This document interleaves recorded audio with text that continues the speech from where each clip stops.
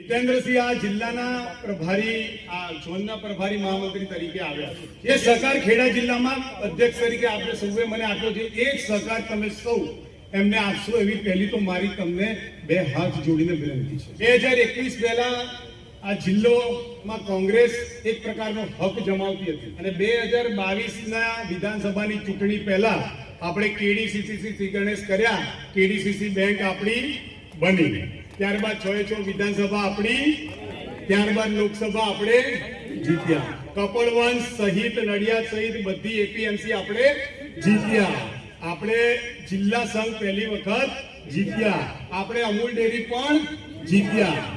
એક માત્ર એપીએમસી બાકી છે, એની જવાબદારી છે બેનની અને જીતેન્દ્રસિંહની કે આપણે સૌએ ભેગા થઈને એ પણ આ વખતે લઈ લેવાની છે। ખૂબ મોટી જવાબદારી સંગઠનના માથે આપણી પાર્ટીમાં હોય છે અને પાર્ટીનું કોઈ પણ પદ આપતા પહેલા વિધાનસભાની ટિકિટ તો કોઈ લોકપ્રિય હોય ને એટલે એને સીધી મળી જાય કે ભાઈ અહીંયાનો સમાજ મોટો છે અને અહીંયા આગળ આનું વધારે પ્રભુત્વ છે ત્યારે ટિકિટ મળી જાય। પણ કુલ 2.5 મહિના સુધી કસરત કર્યા બાદ પ્રદેશ ભાજપની બોડી બનીને અને એના મૂળમાં જઈને જોઈએ ને એવું પ્રતીત થાય કે જેણે કાર્યકર્તા માટે સંઘર્ષ કર્યો છે, જેણે કાર્યકર્તા માટે લડત આપી છે, જેણે પાર્ટી માટે સૌથી વધારે યોગદાન આપ્યું છે, એવા લોકોનું ટોળામાંથી ચયન કરવામાં આવ્યું છે। એનો મતલબ એ નથી કે જેને હોદ્દો મળ્યો છે એ લોકો જ લાયક છે, પરંતુ જ્ઞાતિ બેલેન્સ કરીને ગુજરાતના વિવિધ ભાગોમાંથી સંકલન કરી અને આવનારી 2027ની ચૂંટણીમાં બધા જ પડકારોને પાર કરીને આપણે જીતવા માટે ધારાસભ્ય સંસદ સભ્યનું સંકલન કરી સારામાં સારું પરિણામ લાવી શકાય એ માટે જે ટીમની પસંદગી કરવામાં આવી છે એ ટીમની સફળતાનો આધાર એ માત્ર ભારતીય જનતા પાર્ટીના બૂથના કાર્યકર્તા છે। આપણા પ્રદેશ અધ્યક્ષ એવું કહે છે કે મારી બે આંખો એક જિલ્લાના અધ્યક્ષ છે અને બીજી આંખ એ બૂથનો પ્રમુખ છે, જે બૂથના પ્રમુખ જોડે સંકલન કરવા માટે સતત અમને પ્રેરિત કરે છે।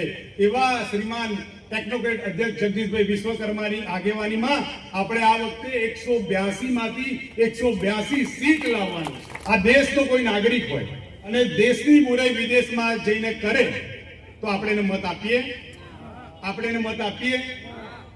આ દેશનો નાગરિક હોય અને પડોશી દેશમાંથી એ દેશ કઈ રીતે બરબાદ થયો એમાંથી પ્રેરણા લઈ અને આ દેશને બરબાદ કરવા નીકળે એવા લોકોને આપણે મત આપીએ ના? આ વાતો લઈને આપણે નીચે જવાનું છે। દેશ આઝાદ થયો ત્યારથી આજ દિન સુધી શ્રીમાન નરેન્દ્રભાઈ મોદીની 2014 થી બનેલી સરકારોએ દેશના દરેક વિકલ સેક્શનને મજબૂત કરવા માટે ખૂબ યોજના બનાવીને નીચે પહોંચાડવા માટે જે મહેનત કરી છે એ મહેનતને નીચે પહોંચાડનારા આપણે સૌ લોકો છે। પદ લોકોને અનેક હોઈ શકે પરંતુ કામ સૌનું સરખું છે। આપણે ધારાસભ્ય, સંસદ સભ્ય અને કાર્યકર્તાઓના માધ્યમથી યોજનાઓને નીચે લઈ જવાની છે, નરેન્દ્રભાઈની ચિંતા ઓછી કરવાની છે અને એ સ્તરે કામ કરવાનું છે કે જ્યારે 2027ની ચૂંટણી આવે ત્યારે આપણા સાંસદ, ધારાસભ્યો અને આગેવાનો સાહેબને કે સાહેબ તમે સભા કરવા પણ ના આવતા, માત્ર તમારા નામથી અમે જીતી જઈશું। એ જ અભ્યર્થના ભારત માતા કી જય।